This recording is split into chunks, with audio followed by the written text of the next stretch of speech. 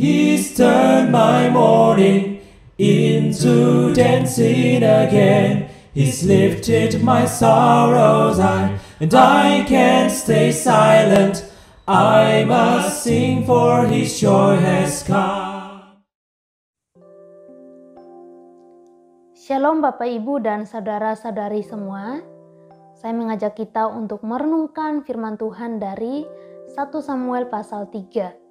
Tapi sebelumnya saya mengajak kita untuk berdoa, memohon pimpinan dari Roh Kudus untuk menolong kita mengerti firman Tuhan. Mari kita berdoa.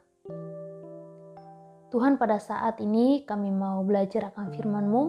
Kami mau merenungkan akan kebenaran firman-Mu. Tuhan, tolong setiap kami sehingga kami dapat mengerti dan memahami apa yang akan hendak Engkau sampaikan kepada kami melalui firman-Mu pada pagi hari ini. Kami berdoa dalam nama Tuhan Yesus. Amin. Ya, 1 Samuel pasal 3 ini berisi tentang panggilan Samuel secara pribadi, di mana Tuhan memanggil Samuel untuk menyatakan firman-Nya mengenai bangsa Israel, termasuk keluarga dari Imam Eli. Saya yakin kita pasti tahu siapa Samuel ini. Dia adalah anak dari Hana dan Elkana. Hana dan Elkana menyerahkan Samuel kepada Tuhan untuk menjadi pelayannya. Di mana Samuel ini menjadi pelayan Tuhan itu di usianya yang masih sangat muda. Dia juga hidup pada masa di mana orang-orang Israel pada waktu itu hidup dalam ketidakbenaran. Mereka hidup menyimpang dari firman Tuhan. Mereka hidup menuruti mau mereka sendiri, kehendak mereka sendiri. Termasuk anak-anak dari Imam Eli, yaitu Hofni dan Pinehas. Mereka melakukan dosa yang sangat keji di hadapan Tuhan. Melihat itu, Tuhan akan menghukum mereka. Dan Tuhan menyampaikan berita penghukuman ini melalui Samuel. Dicatat bahwa pada suatu hari, ketika si Samuel ini tidur, Tuhan memanggil Samuel untuk berbicara kepadanya. Tapi Samuel tidak mengerti, tidak tahu kalau yang memanggil dia itu adalah Tuhan. Dan 3 kali berturut-turut dia datang ke Imam Eli. Dia mengira kalau yang memanggil dia itu adalah Imam Eli. Nah, saya melihat bahwa hal ini juga menunjukkan ketaatan daripada si Samuel. Kesediaan dalam melakukan apa yang diperintahkan oleh Imam Eli. Karena ketika dia mendengar suara itu, dia datang ke Eli. Ini adalah ketaatan, sikap ketaatan daripada Samuel. Nah, ketika Tuhan memanggil Samuel untuk ketiga kalinya, dan ketiga kalinya dia datang ke Eli, di situ Eli mengerti bahwa yang memanggil Samuel itu adalah Tuhan. Kemudian Imam Eli memberitahu Samuel bagaimana harus merespon panggilan daripada Tuhan itu. Lalu kemudian si Samuel tidur lagi dan Tuhan memanggil dia untuk kali yang keempat. Disitulah dia merespon Tuhan sesuai dengan apa yang dinasihatkan oleh si Imam Eli. Lalu berbicaralah Tuhan kepada Samuel. Di ayat 11 sampai 14 dikatakan seperti ini. Lalu berfirmanlah Tuhan kepada Samuel, "Ketahuilah, aku akan melakukan sesuatu di Israel, sehingga setiap orang yang mendengarnya akan bising kedua telinganya. Pada waktu itu aku akan menepati kepada Eli segala yang telah kufirmankan tentang keluarganya, dari mula sampai akhir.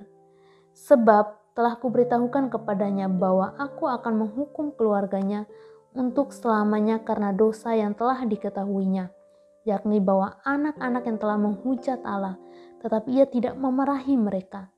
Sebab itu, aku telah bersumpah kepada keluarga Eli, bahwa dosa keluarga Eli takkan dihapuskan dengan korban sembelihan atau dengan korban sajian untuk selamanya."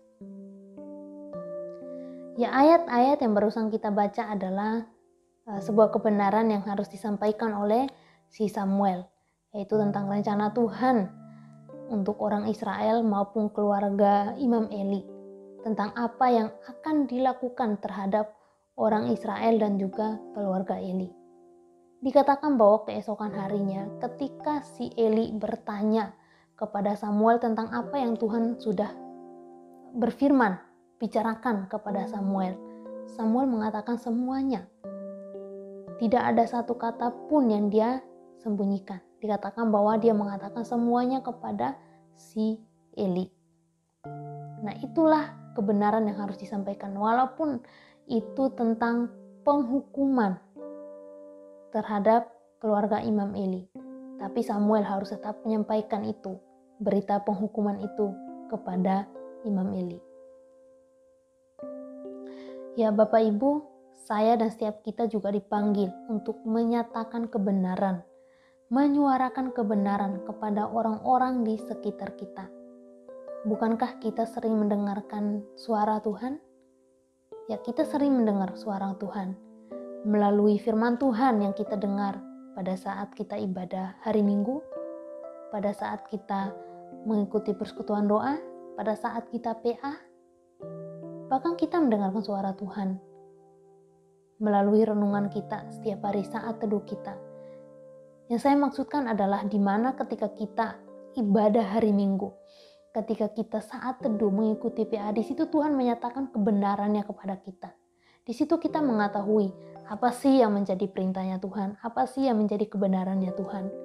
Nah, kita yang sudah mengetahui kebenaran Tuhan, apa yang menjadi kehendak Tuhan, perintah Tuhan. Ketika kita menemukan ada saudara-saudara kita, anak-anak kita, orang tua kita, rekan kerja, rekan pelayanan kita melakukan sesuatu yang tidak benar, maka kita harus menyatakan kebenaran. Kita harus menegur mereka, membawa mereka kembali kepada Tuhan. Di dunia kerja, di tempat kerja kita, mungkin atasan kita sekalipun, bos kita, ketika mereka melakukan sesuatu yang tidak benar, tidak sesuai dengan kebenaran firman Tuhan, kita hadir sebagai orang yang sudah mengetahui kebenaran firman Tuhan itu untuk menegur, menyuarakan kebenaran. Mungkin ketika kita melakukan itu, posisi kita akan terancam. Tetapi sebagai anak Tuhan, kita diminta untuk melakukan itu, menyatakan sebuah kebenaran. Menegur saudara-saudara kita, orang-orang yang kita kenal, orang-orang di sekitar kita, ketika mereka mulai menyimpang dari firman Tuhan, mulai melakukan apa yang tidak benar. Kita hadir untuk menyatakan sebuah kebenaran, untuk membawa mereka kembali kepada Tuhan, untuk menegur mereka. Nah, biarlah melalui renungan hari ini, kita semakin diperlengkapi, kita semakin dikuatkan, kita semakin didorong untuk mau menyatakan kebenaran, menyuarakan kebenaran. Tuhan Yesus memberkati kita. Mari kita berdoa. Tuhan Yesus, pada saat ini kami mau menyerahkan kehidupan kami ke dalam tangan kasih-Mu.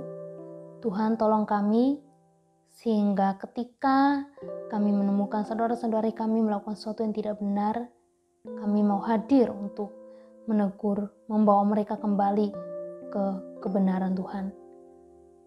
Tuhan, tolong kami supaya kami juga senantiasa hidup menurut dengan kehendak-Mu, menurut dengan kebenaran firman-Mu. Kami mau menyerahkan seluruh hidup kami ke dalam tangan kasih-Mu. Biarlah di dalam kehidupan kami senantiasa berjalan di dalam Tuhan. Kami senantiasa hidup menyenangkan hati-Mu. Dalam nama Tuhan Yesus kami berdoa. Amin. Joy has come.